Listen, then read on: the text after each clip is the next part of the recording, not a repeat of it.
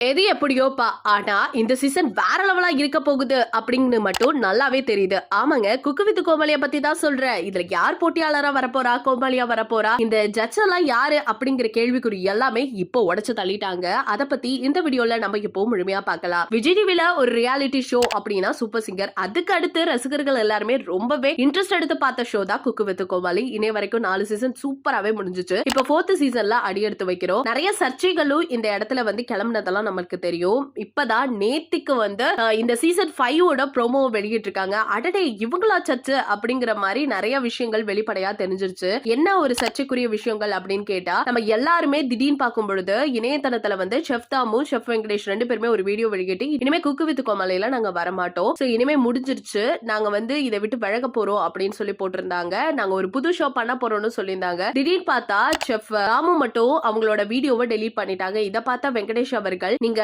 Video delete பண்ணாலும் சொன்னது தானே அப்படிங்கிற மாதிரி சொன்னாங்க. நீங்க என்ன முடிவு எடுத்தாலும் எனக்கு ரொம்ப சந்தோஷம் அப்படிங்கிற மாதிரி செஃப் வெங்கடேஷ் அவர்கள் ரொம்பவே அவங்களோட உருக்கமான விஷயத்தை அவங்களோட பக்கத்துல ஷேர் பண்ணியிருந்தாங்க. இந்த நிலையில இப்ப யார் ஜட்ஜா வரப்போறாங்க அப்படின்னு மக்கள் மத்தியில பேசப்பட்டு இருந்துச்சு. அது எல்லாத்துக்குமே விடை சொல்ற மாதிரி இப்ப யார் வந்திருக்காங்கன்னா, மாதம்பட்டி ரங்கராஜ் அவர்கள் தான் என்ட்ரி கொடுத்திருந்திருக்காரு. ப்ரோமோலயே நம்ம பார்த்திருப்போம். அவர் யார் அப்படின்னு கேட்டா, மெஹதி படத்துல ஹீரோவா நடிச்சிருந்திருப்பாரு. இன்னும் சொல்ல போனோம் அப்படின்னு கேட்டா, நிறைய விஐபி வீட்ல எல்லாம் இவங்க தான் வந்து ஃபெஸ்டிவல் டைம், ஃபங்க்ஷன் டைம் அப்படின்னா கேட்டரிங் இவங்க தான் எடுத்து பண்ணுவாங்களாமா. இவங்க வேற லெவல் குக் அப்படின்னு கூட சொல்லிட்டு இருக்காங்க. ஃபர்ஸ்ட் டைமா இவர் ஜட்ஜா வராரு. சோ எந்த அளவுக்கு கொண்டு போக போறாரு அப்படிங்கறத நம்ம கண்டிப்பா பொறுத்து இருந்து தான் பார்க்கணும். சரி, இதெல்லாம் இருக்கட்டும், யாருப்பா அதுல போட்டியாளர், யாரு கோமாளி வர போறாங்க அப்படிங்கிற தகவல் தான் மக்கள் மத்தியில கேட்டுக்கிட்டே இருந்தாங்க. அது எல்லாத்துக்குமே இப்ப விடை சொல்ற மாதிரி இணையதளத்துல ஒரு சில விஷயங்கள் பரவிட்டு இருக்கு. யாருன்னு தெரிஞ்சுக்கலாம். பிக் பாஸ் சீசன் 7ல முக்கிய போட்டியாளரா இருந்த விஷ்ணு, தினேஷ், பூர்ணிமா இவங்க எல்லாரும் வர போறாங்க அப்படிங்கிற மாதிரி அரசல் புருஷனான பேச்சுகளும் போய்கிட்டு இருக்கு. அதே மாதிரி நடிகர் விடிவி கணேஷ், நடிகை அபிராமி, இசையமைப்பாளர் ஸ்ரீகாந்த் தேவா, டான்ஸ் மாஸ்டர் ஸ்ரீதரோட மகள் அவங்களும் வராங்க. பாண்டியன் ஸ்டோர்ல வசந்த்